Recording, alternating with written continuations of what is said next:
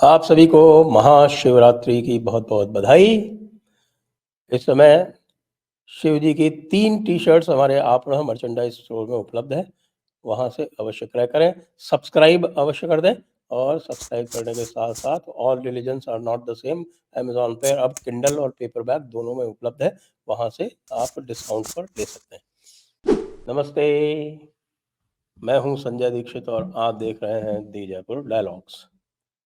डूबते को तिनके का सहारा आपने सुना होगा, कहावत तो बहुत अच्छी है, लेकिन इस समय जो है वो पूरी तरह से कांग्रेस के ऊपर चरितार्थ हो रही है। कांग्रेस इतनी डेस्परेट हो गई है, इतनी डेस्परेट हो गई है कि उसने जाकर मायावती जी के सामने नाक रगड़ी है और नाक रगड़ने के साथ-साथ ये भी कह दिया है कि भई हम मायावती जो हैं वही हमारी केवनहार हैं और ये कहा है कि हम मायावती को इंडी अलायंस का चेहरा बनाने के लिए प्राइम मिनिस्टर का कैंडिडेट बनाने के लिए तैयार है। यानी पूरा का पूरा अभी तक का जितना भी कार्यक्रम किया था, जितनी भी एक्सरसाइज की थी, जो कुछ भी जोड़-तोड़ की थी, समाजवादी के साथ समझौता किया था, अब लालू के साथ समझौता किया था, सबके साथ किया था और उसके करने के बाद भी हालात ये हो रहे हैं कि अब कह रहे हैं कि साहब मायावती ही हमारी केवनार हैं। और अखिलेश बाबू कह रहे हैं कि अच्छा बेटा, अगर मायावती केवनार हैं तो फिर हमसे क्या लोगे? मायावती यदि प्राइम मिनिस्टर का चेहरा बन जाती हैं, तो क्या बहुत बड़ा परिवर्तन आ जाएगा? आप सभी लोग जो देख रहे हैं, मैं कहूँगा कि आप लोग भी टिप्पणी करके हमें अवश्य बताएँ, उससे हमें भी जानने में आसानी रहेगी। लेकिन सबसे पहले तो ये जानते हैं कि भई ये जो पूरा कार्यक्रम चल रहा है, इसकी नियति क्या होने वाली है? बताया जाता है कि कांग्रेस को जब यह पता चला और कांग्रेस को यह पता चला कि अब उनको उनका कोई भी अलायंस पार्टनर गंभीरता से नहीं ले रहा है। क्यों नहीं ले रहा है? क्योंकि उन्होंने देख लिया कि तमिलनाडु में उनके साथ डीएमके इस तरह से व्यवहार कर रही है, जैसे कि वो पूरी तरह से कोई गिरे पड़े, गए गुज़रे लोग हों। उनको वो बिल्कुल सीरियसली ले ही नहीं रही है और उनसे कह रही है आप 4 सीटें ले लो, कभी कह देती 3 सीटें ले लो और वो कह रहे हैं भई हम 8 सीटें जीते हुए हैं और आप हमको 3 और 4 दे रहे हो। अब धीरे-धीरे उनको पता चला, राहुल गांधी को पता चला, अभी तक कि नहीं चला ये हम नहीं बता सकते क्योंकि राहुल गांधी को यदि थोड़ी बहुत भी कोई राजनीतिक समझ होती, तो वो इस समय यात्रा नहीं कर रहे होते, भारत तोड़ो। वो बैठ के गंभीरता से लोगों से बातचीत करके अलायंसेस बना रहे होते और अभी तक मायावती के चरण पकड़ के नहीं बैठे होते। 17 सीटें आपको मिल गई, समाजवादी से आपका समझौता फाइनल हो गया, वो डिक्लेयर भी कर दिया गया, घोषित हो गया, सब कुछ हो गया। लेकिन उसके बाद भी आपको लग रहा है कि यार आरएलडी तो चली गई, फिर हमारा क्या होगा? भई तुम्हारा पिछली बार क्या हुआ था? 1 सीट मिली थी ना तुमको, वही 1 सीट फिर मिल जाएगी।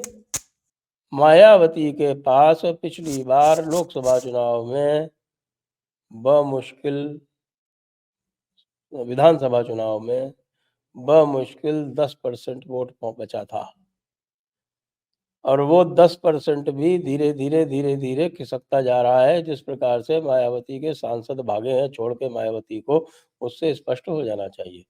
मायावती के पास हाँ, वो 10% वोट जो है वो इधर से उधर वो ट्रांसफ़र कर सकती हैं, लेकिन उत्तर प्रदेश में क्या वह पर्याप्त है?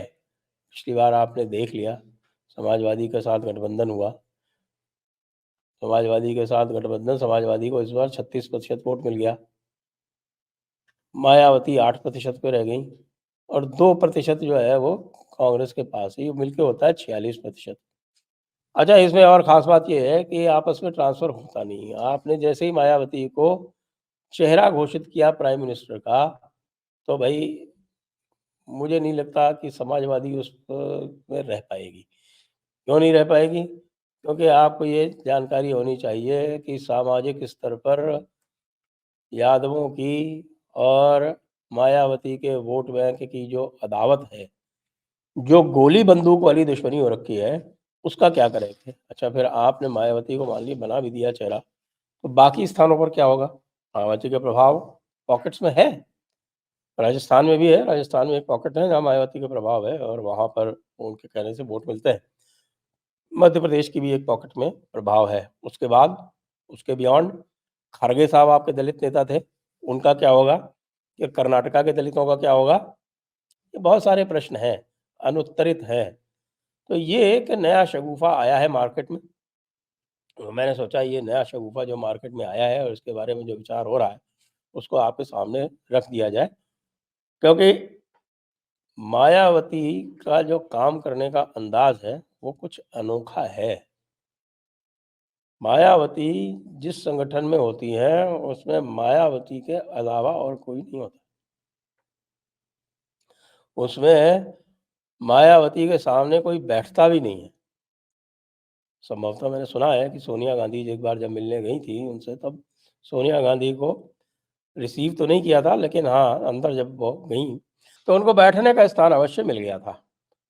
अब राहुल गांधी जैसे छिछोरे के साथ में, जी हाँ, ये मैं नहीं कह रहा, ये आप बात करें ज़रा बसपा के लोगों से, तो बसपा के लोग जो हैं, ऐसा कहते हैं राहुल गांधी के बारे में।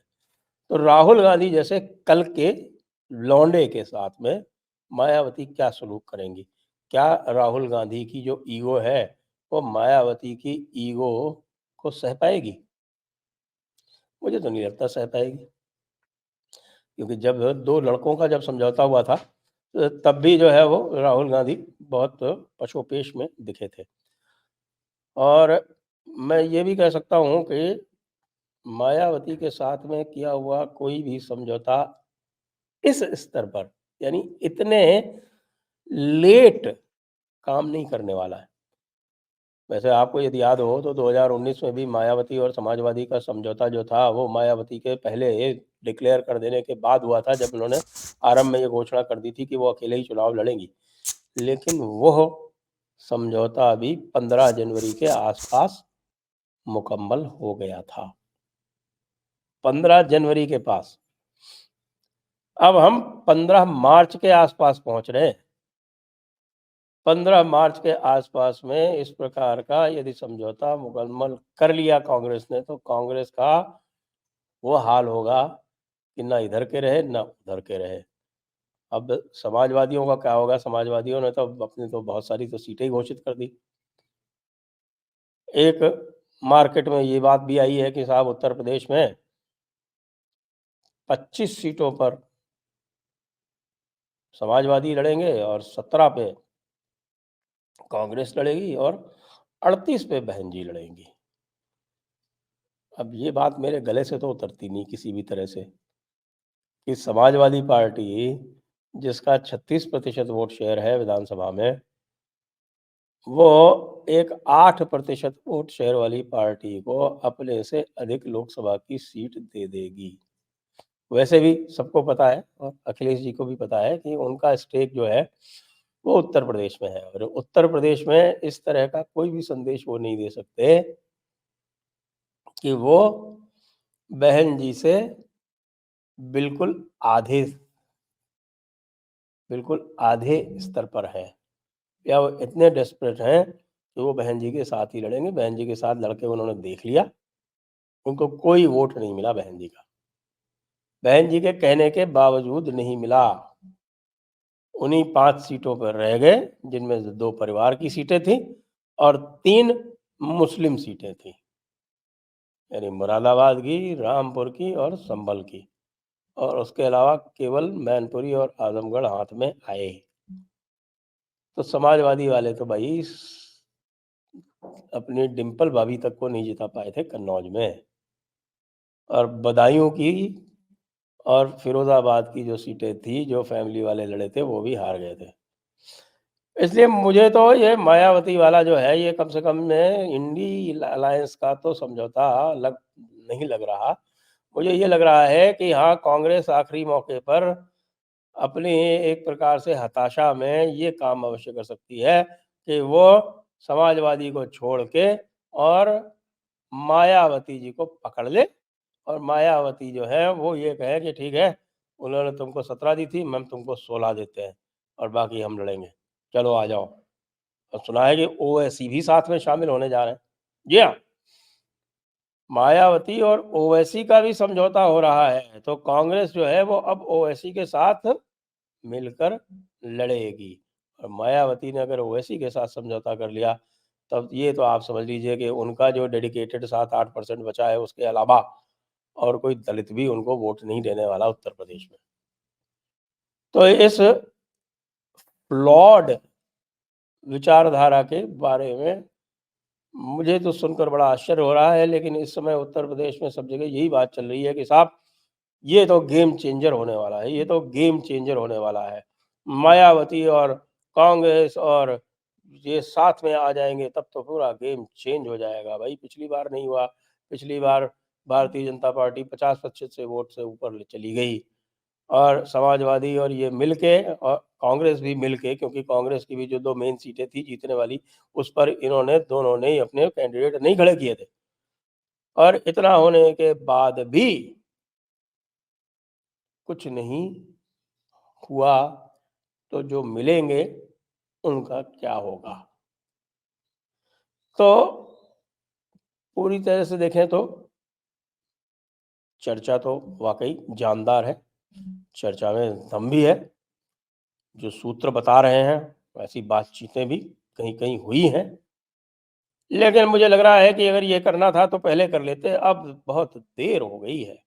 और इतनी देरी के बाद जब ये पता चले कि भई जब दौड़ शुरू हुई थी मैराथन की, तो जो दूसरे धावक हैं, वो तो 45 में से 25 किलोमीटर क्रॉस कर चुके हैं और आप अब दौड़ना आरंभ करेंगे, तो रेस तो वहीं खत्म हो जाती है।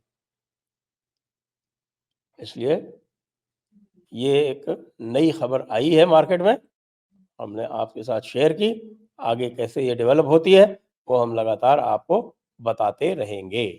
जय हिंद, जय भारत, वंदे मातरम।